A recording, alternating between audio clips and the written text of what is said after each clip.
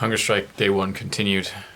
I was just rewatched the videos that I've posted so far on YouTube, and I'm a little bit annoyed, I guess, how much I'm talking about myself. So I wanted to just add another video, and I'll do better at adding these types of comments into the future videos. But I don't know if I really explained why I'm doing this. I kind of gave you the big picture of, the Extinction Rebellion global hunger strike and Operation Wallacea, but I didn't really tell you about how the strike works. So there are somewhere between 200 and 300 people right now that have signed up worldwide to participate in the hunger strike with Extinction Rebellion. And this is sort of the kickoff event to the election rebellion for the December 12th general election in the UK. But the idea with this hunger strike is that it's not about the strikers. And I think it's easy to forget that. It's easy for me to forget that this week is not for me, because it is a personal challenge, certainly. But the bigger point is that we're drawing attention to hunger issues, water issues, sustainability issues. There are hundreds of millions of people worldwide that don't have food security, don't have water security.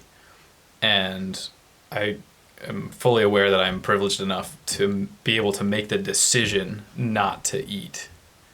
And that's a decision I'm making out of solidarity, out of a desire to make things better for everyone, not out of a desire to debase myself down to a different level, or try to equalize everyone at the bottom. That's the opposite of what I would want to accomplish. I want everyone to be, equal together at the top, that everyone should have food security and that everyone should have water security. But the issue is growing because of climate change, and that's documented fact. And most of the people being affected are, indigenous people who have often been marginalized in the last 300, 400 years or longer, sort of sidelined by some of the bigger global powers. The global economy that we're in right now, there are nation states that are consumptive and there are nation states that are productive. And all of the capital, all of the money pretty much stays in the consumptive nation states like the UK and the US, which are the two places that I've lived. But those communities that don't have the strong financial, foundation that they need, those are the places that are getting hit the hardest already by climate change, by rising sea levels, by changes in weather patterns. All these things that make it harder to just live day to day, but also particularly make it harder to grow food. What do you do if you're a farmer and there's a 3-week heat wave and all your crops die? I mean, there's no backup food, that you have. You are growing all of it, and it all failed. And those are the kind of issues that we're going to face more and more as the climate change, as global warming continues to occur, and we see more extreme weather, and we see, rising sea levels, and we see environments changing shape, changing temperature, changing acidity of the oceans, changes in the reefs that are growing, changes in where organisms can live in the water and on the land. The environment as we know it globally is shifting, and we can do something about that, but we have to do it now.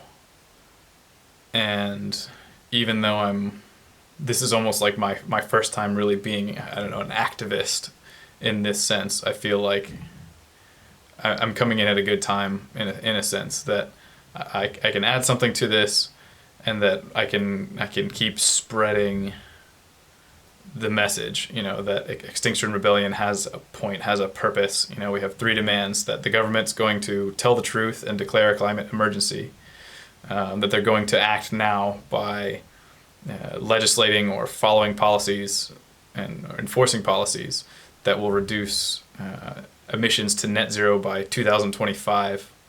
Right now, the UK has pledged to do that by 2050, so we're looking to accelerate that timeline. And then the third part of the Extinction Rebellion 3 Demands Bill is to establish or to have governments create and abide by citizens' assemblies who will have jurisprudence over climatological issues, conservation issues, sustainability issues.